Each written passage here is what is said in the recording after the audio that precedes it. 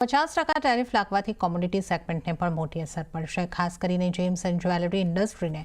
તો ટેરિફ વધવાથી કોમોડિટી પર શું અસર પડી શકે તેના ઉપર વધુ વિગતો આપવા સહયોગી આરતી મહેતા આપણી સાથે જોડાઈ ગયા છે. આરતી, ટેરિફ વધવાથી કોમોડિટી પર શું અસર પડશે અને ખાસ અમેરિકા સાથે એક્સપોર્ટનો હાલ કારોબાર કેવો છે? જી, ભારત પર જે 25% વધારાના ટેરિફ લગાવવામાં આવ્યા છે એનાથી ખાસ કરીને જેમ્સ એન્ડ જ્વેલરી સેક્ટર પર આપણને વધુ નેગેટિવ અસર જોવા મળી શકે છે, કારણ કે અમેરિકા જે છે તે જ્વેલરી ઇન્ડસ્ટ્રી માટે સૌથી મોટું બજાર છે. અને જો ડોલર વાઇઝ વાત કરી લઈએ તો અમેરિકામાં લગભગ 9 થી 10 બિલિયન ડોલરનું એક્સપોર્ટ ખાસ કરીને જેમ્સ એન્ડ જ્વેલરીનું થતું હોય છે. પર્સન્ટેજ વાઇઝ વાત કરી લઈએ તો 30% જ્વેલરીનું એક્સપોર્ટ યુએસમાં થાય છે, અને હવે 50% ટેરિફ જે પહેલાં 25% લગાવવામાં આવ્યા છે ભારત માટે, હવે 25% અહીંયાથી 27 ઓગસ્ટથી જે લાગુ થશે, એટલે કુલ 50%ના ટેરિફ જે યુએસ તરફથી ઇન્ડિયા પર લગાવવામાં આવ્યા છે તે આ સેક્ટર માટે જે છે તે અહીંયાથી સારા નથી લાગી રહ્યા. બીજી બાજુ ચોખા ઇન્ડસ્ટ્રીઝની વાત કરી લઈએ, રાઈસ ઇન્ડસ્ટ્રીઝ માટે પણ આ નેગેટિવ સમાચાર બનતા દેખાઈ રહ્યા છે, કારણ કે અમેરિકામાં કુલ વાત કરી લઈએ તો 42 મિલિયન ડોલરના ચોખાનું એક્સપોર્ટ થતું હોય છે, અને 15 સપ્ટેમ્બર સુધી જો આપણે વાત કરી લઈએ તો લગભગ ઇન ટ્રાન્ઝિટ કાર્ગોને ખાસ કરીને મંજૂરી મળી છે, જેના પર પણ અસર આપણને જોવા મળી શકે છે. 50% ટેરિફ ભારતીય ઉદ્યોગને નુકસાન પહોંચાડશે, અને આનાથી ખાસ કરીને ફાયદો જે છે તે થાઇલેન્ડ જેવા દેશોને થતો જોવા મળશે, કારણ કે ત્યાંથી ખાસ કરીને હવે એક્સપોર્ટ જે છે તે વધતો જોવા મળી શકે છે.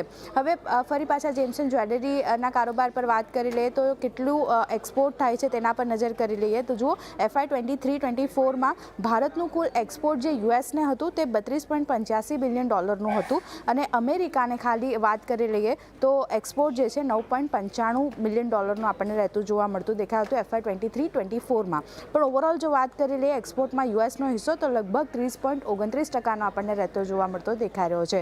બીજી બાજુ જેમ્સ એન્ડ જ્વેલરીનું ઇમ્પોર્ટની જો આપણે વાત કરી લઈએ, યુએસ કેટલું ઇમ્પોર્ટ કરે છે FY 23-24માં જ વિશ્વના અન્ય દેશોથી યુએસ જે છે તે લગભગ 89.12 મિલિયન ડોલરનું ઇમ્પોર્ટ કરે છે જેમ્સ એન્ડ જ્વેલરીનું. પણ ખાલી માત્ર ભારતની જો આપણે વાત કરી લઈએ તો લગભગ 9.95 મિલિયન ડોલરનું ઇમ્પોર્ટ યુએસ જે છે તે અહીંયાથી ભારતથી જેમ્સ એન્ડ જ્વેલરીનું કરે છે.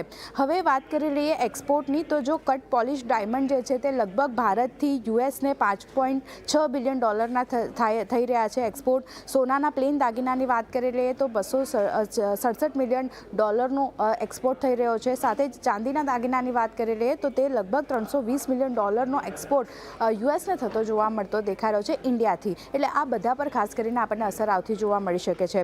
ભારતનું અમેરિકાના એક્સપોર્ટ જોઈએ gems and jewellery year wise આપણે જોઈએ તો જો 2020થી 21માં જે 8.69 બિલિયન ડોલર હતું, જે 2021-22માં આપણને વધતું જોવા મળ્યું, અને 23-24 અથવા 24-25ની જો આપણે વાત કરી લઈએ તો 24-25માં છેલ્લે ખાસ કરીને 9.94 મિલિયન ડોલરનો એક્સપોર્ટ જે છે ખાસ કરીને ભારતથી યુએસને થતો દેખાયો હતો જેમ્સ એન્ડ જ્વેલરીનો. એટલે ખાસ કરીને ટેરિફના કારણે આ સેક્ટર જે છે તેને ખાસી એવી અસર જોવા મળી શકે છે, એક્સપોર્ટ પર અસર આવતી જોવા મળી શકે છે, એક્સપોર્ટ ઘટી શકે છે, અને ઇન્ડસ્ટ્રી ખાસ કરીને હવે યુએસના સિવાય બીજા અન્ય દેશો પરના વિકલ્પો પર ખાસ કરીને એક્સપોર્ટ માટે અહીંયાથી વિચાર કરતું દેખાઈ રહ્યું છે. તો ખાસ કરીને નજર રહેશે કે આ 50% ટેરિફ જે લગાવવામાં આવ્યા છે એની ખાસી negative impact gems and jewellery sector પર રહેતી જોવા મળશે.